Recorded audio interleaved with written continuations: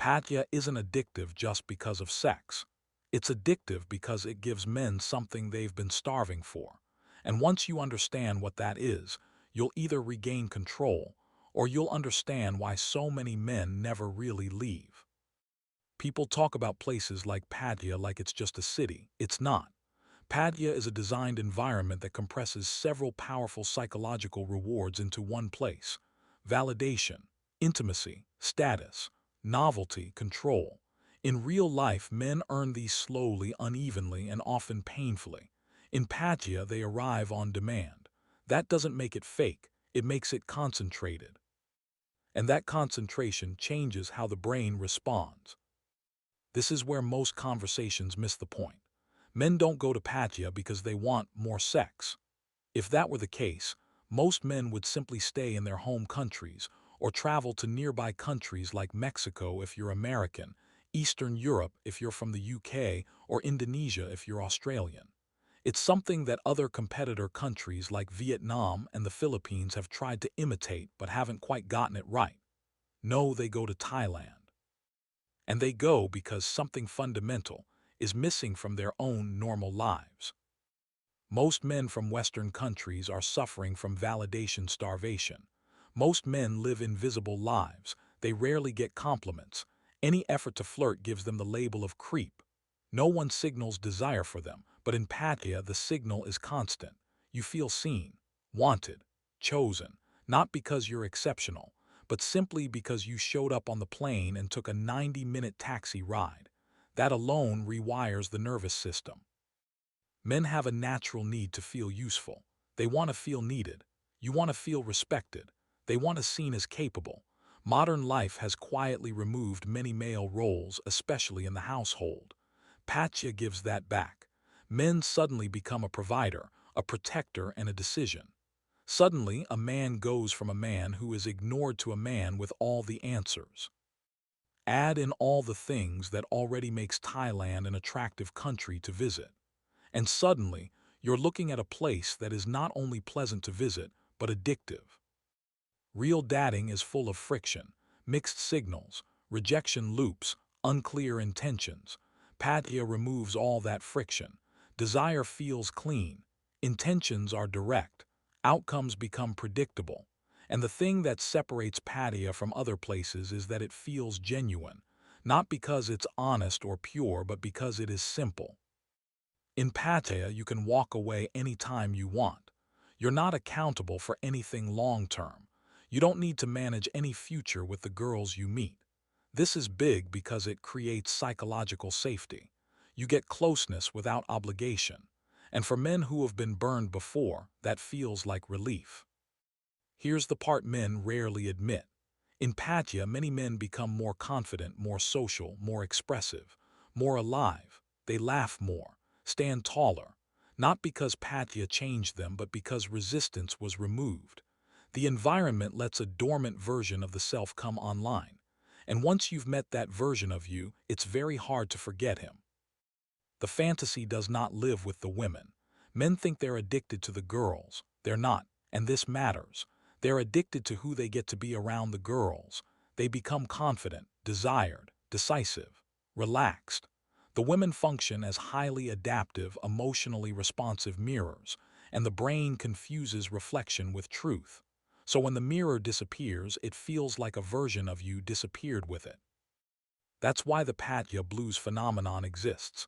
When men leave Pattaya, three things happen at once. 1. Validation drops to zero. As soon as the man steps onto the plane, he becomes invisible again. 2. Intimacy becomes conditional again. Most women in Western countries are notoriously difficult to date and picky about choosing a partner. And 3. Effort to reward ratios spike. Any chance at intimacy becomes like trying to save a woman from a burning house. The nervous system doesn't call that reality. It calls it loss. That's why men often romanticize Pattaya after they leave. Some begin to watch videos of walkthroughs of certain nightlife areas. They immediately begin to fantasize about their next trip. This doesn't happen because the men are weak or can't cope with their normal lives. It's because the contrast is just so brutal. Pattaya exposes something most men don't want to face. They are not addicted to pleasure. They're addicted to relief of the Western life. For many men, their lives have become mundane and entirely predictable. So for so many, Pattaya offers relief from the constant invisibility, rejection, and emotional starvation. But Pattaya never created that hunger. It simply revealed it. Here's the danger zone. If Pattaya becomes the only place where a man feels alive, then real life starts to feel like a waiting room. This is why some men get stuck. He stops building, stops taking risks, stops tolerating discomfort. He doesn't go back because it is perfect. He goes back because everywhere else feels empty by comparison. It's not indulgence more than it is avoidance of the real world. The way out isn't quitting Pattaya, it's about decoding it. If you understand what Pattaya gives you, validation, identity, emotional simplicity, and yes, controlled intimacy, you can start to rebuild your life outside of it. It's slow, it's hard, but it's real. Men don't need to demonize Pattaya in order to escape the loop. They just need to extract the lessons each trip is trying to teach them about themselves. Pattaya is not evil. It just shows men what they are capable of being and what they've been tolerating in their own normal lives without realizing it. The fantasy isn't the city. The fantasy is a life where you get to be the man every teenage boy wanted to be. But here's the thing, that's the dream of a teen. As men, we have to dig for something deeper in the meaning of our own lives. Maybe Switzerland? Beautiful or? No, so. No, you see picture? You see her? You saw her คน before? ไหนแก้วเหรอ Remember helicopter? คนไหนI know you don't know. You don't remember?